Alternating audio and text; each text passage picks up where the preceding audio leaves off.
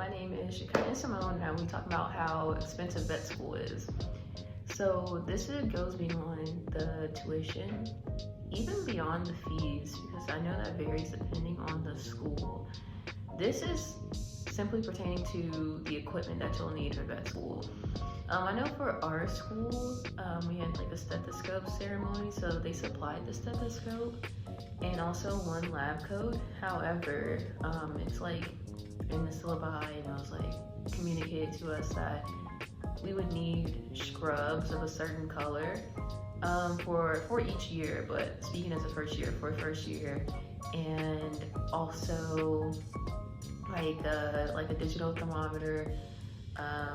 They recommended that we get another lab coat as well. Then it's also like, ordinary school supplies that you need. For me, I'm very much a pen and paper girly, so that aspect for me, I guess, is not as expensive as people who rely on like technology and things like that to study. But even with that though, you still want like a good laptop and like good materials and whatever else. So if you don't have a good laptop going to like vet school, that's an investment, getting one, because you're going to need one for like examinations or whatever else. Even if you don't really use it to like study, you still need it to like access the material, right? So good laptop. And then like if you do use technology extensively to study, let's say you want like a tablet. I know there was a huge discussion going in. They're like, okay, so should I get like this Surface Pro or should I get an iPad, and like weighing out the pros and cons. But either option is pretty expensive, right? And then like the things that might go with it, which I did try to use an iPad to study for like the first week or two just to see if it worked for me, and it didn't. But like, I mean, not only did you have to have the iPad, you get a case for the iPad. And you get a case for iPad. Sometimes people have like a pouch to carry the iPad in, and then like for me, I know I tried the Apple Pencils, like you need a stylus and things like that. Yeah, so it adds up like technology wise, right? So we have to get like coverall boots. So the boots that you pull up over the shoe that you have for like bovine labs, we have to get those boots. And then in addition to those labs, you need actual like overall coveralls.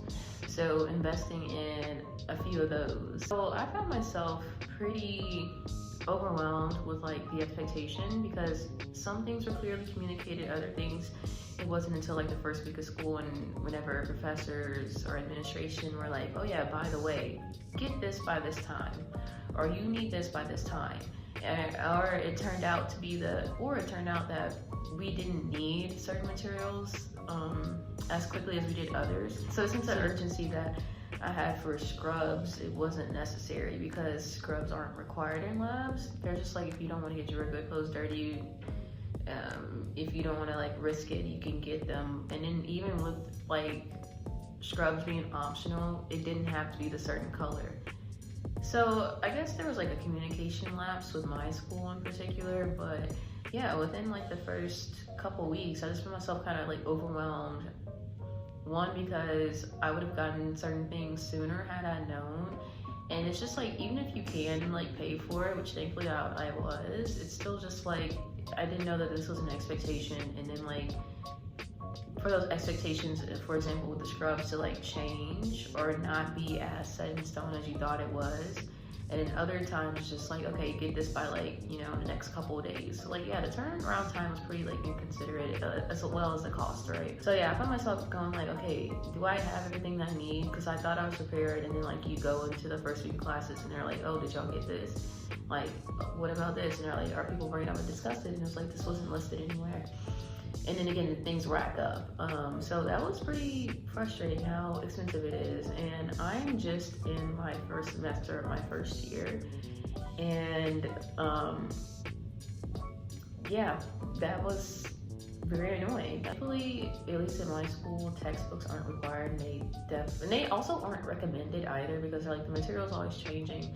The professors themselves are like very knowledgeable, so like they give you all the information that you need.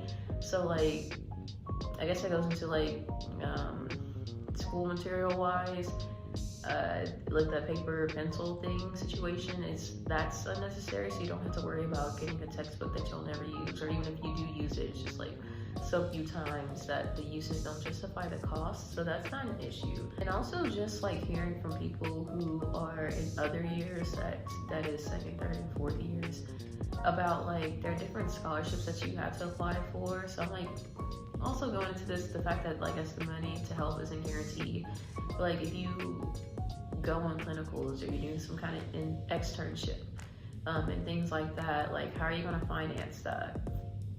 Like you have to keep in mind, yes, you're meeting your academic requirements, but like let's say it's not here in your immediate vicinity, you have to travel. Okay, paying for travel, paying for accommodations, paying for food while you're doing this externship was something that I didn't even like consider. I was like, oh, that's not like covered, or is that not like included? Like it's just, I guess it just depends on like, you know, of course what you do that dictates how much the cost is, but I guess still based on what I've heard, it's still something that's like can be a stressor, because you're like, okay, I got this externship, however, how am I gonna like look after my well-being while I'm doing this externship? Which is also like a frustration that shouldn't be had, honestly, because like you're trying to get your experience, you're trying to get your academic credit, but now you have to think about your livelihood.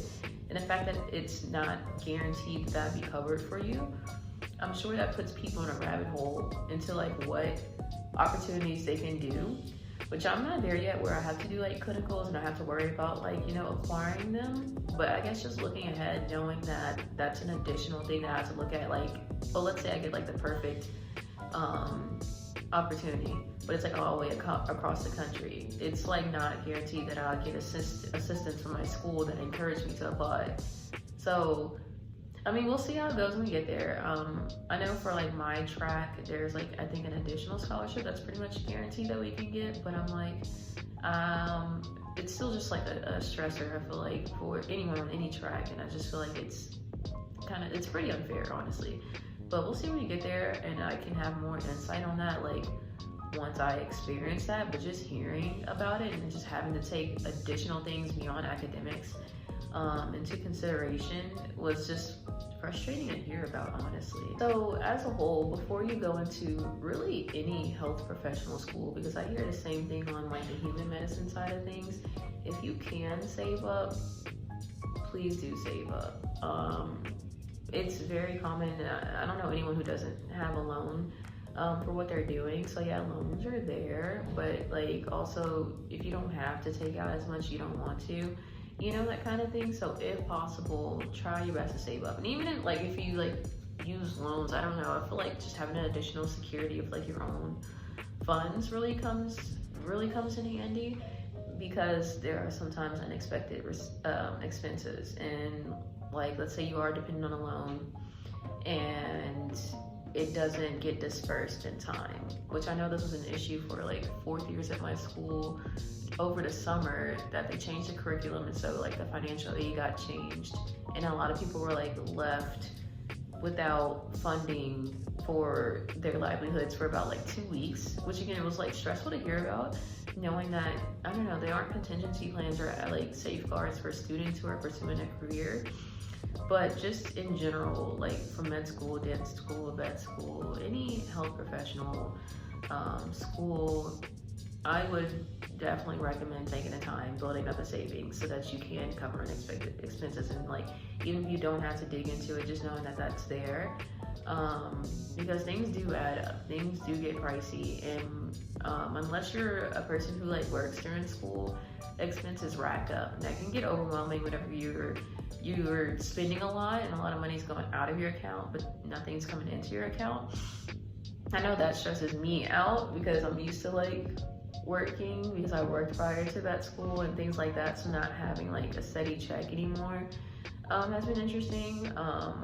But so yeah, that's just something to take into consideration as well. If you don't work during school, just not having a steady flow of income and things like that, it has been quite the transition for me.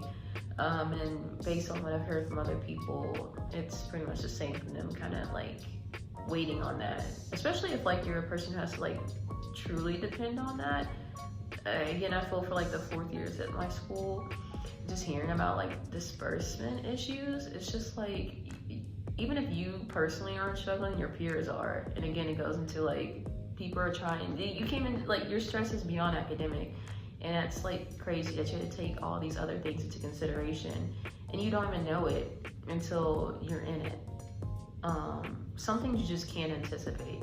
And for the things that you can anticipate, it's still overwhelming.